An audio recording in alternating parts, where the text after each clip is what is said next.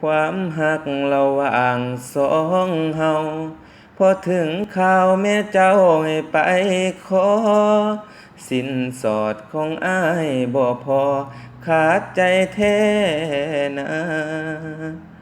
มีแต่ตัวกับหมากหัวใจที่มอบให้กับคำสัญญาคงต้องต่อเวลาหาเงินเพื่อไปขอเจ้าต่อเวลาให้อายจักหน่อยเด้อคนดีหักสองเฮาคงไปได้ดีตามแผนที่วางไว้มีแต่หักแม่เจ้าคงบ่เอา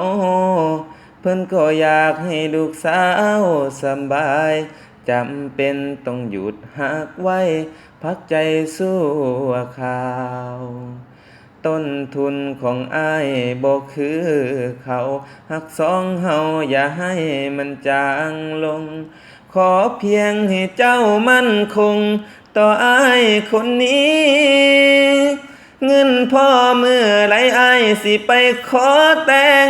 ละคำแพงปากบอกพ่อกับแม่อ้ายฮักเจ้าฮักจริงฮักแท้อ้ายให้สัญญาขอเวลาอีก2-3 ปีรักษาของดีสะใภ้เด้อล่ะฮอดมือเฮานัดสัญญาขอน้องแต่งงานคิดได้ตอนนี้ก็ถึกยมฮักเฮาเข้มแข็ง